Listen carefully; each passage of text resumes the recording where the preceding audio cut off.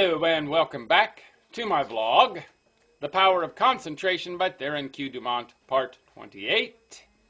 Lesson 14, The Art of Concentrating by Means of Practical Exercises, Part 1.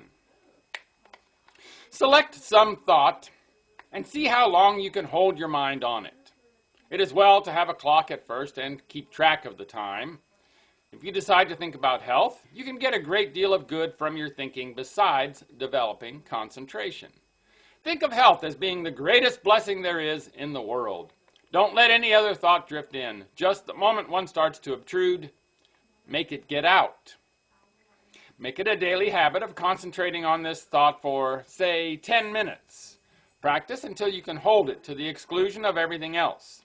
You will find it of the greatest value to centralize your thoughts on health. Regardless of your present condition, see yourself as you would like to be and be blind to everything else. You will find it hard at first to forget your ailments if you have any, but after a short while you can shut out these negative thoughts and see yourself as you want to be. Each time you concentrate, you form a more perfect image of health, and as you come into its realization, you become healthy, strong, and wholesome. I want to impress upon your mind that the habit of forming mental images is of the greatest value. It has always been used by successful men of all ages, but few realize its full importance. Do you know that you are continually acting according to the images you form? If you allow yourself to mold negative images, you unconsciously build a negative disposition. You will think of poverty, weakness, disease, fear, etc. Just as surely as you think of these, will your objective life express itself in a like way. Just what we think, we will manifest in the external world. In deep concentration, you become linked with the great creative spirit of the universe, and the creative energy then flows through you, vitalizing your creations into form.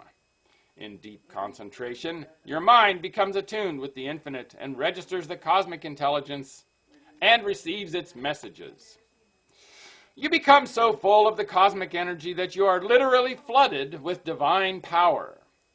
This is a most desired state.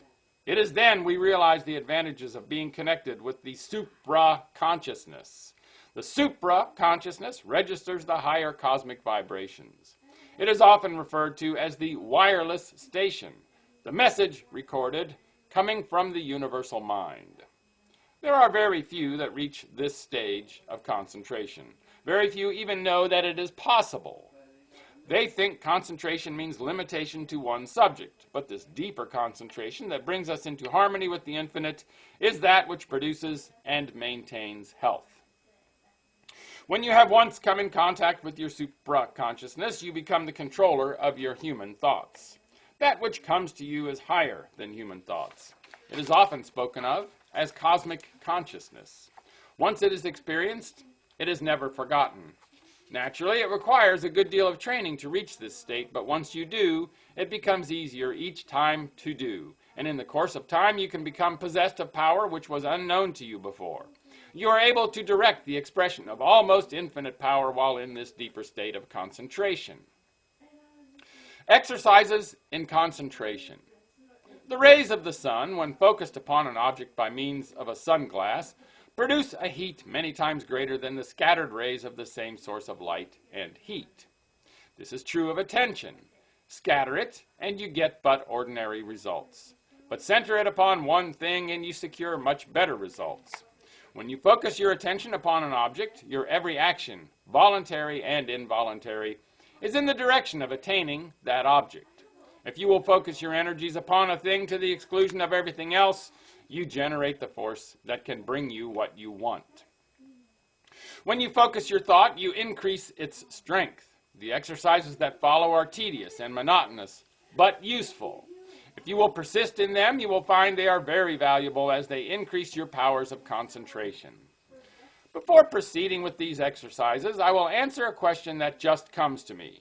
This person says after he works all day, he is too tired to practice any exercise. But this is not true. We will say he comes home all tired out, eats his supper, and sits down to rest. If his work has been mental, the thought which has been occupying his mind returns to him, and this prevents him from securing the rest he needs. It is an admitted fact that certain thoughts call into operation a certain set of brain cells. The other cells, of course, are not busy at that time and are rested. Now, if you take up something that is just different from what you have been doing during the day, you will use the cells that have not done anything and give those that have had work to do a rest. So you should regulate the evenings that you have and call forth an entirely different line of thought so as not to use the cells which you have tired out during the day. If you will center your attention on a new thought, you relieve the old cells from vibrating with excitement and they get their needed rest. The other cells that have been idle all day want to work, and you will find you can enjoy your evenings while securing needed rest. When once you have learned to master your thoughts, you will be able to change them just as easily as you change your clothes. Remember, the real requisite of centering is to be able to shut out outside thoughts, anything foreign to the subject. Now, in order to control your intention, first gain control over the body. This must be brought under direct control of the mind under the control of the will.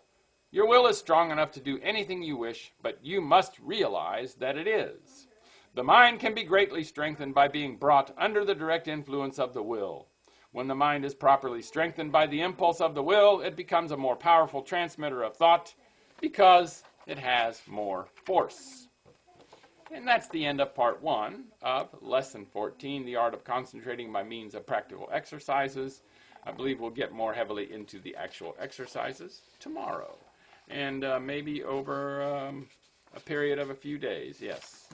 I'm not sure how many, but there are a few exercises that he's got, and those will cover a few days. So for now, I guess we'll go ahead and knock off for the day. More tomorrow. Make it a great day, and bye for now.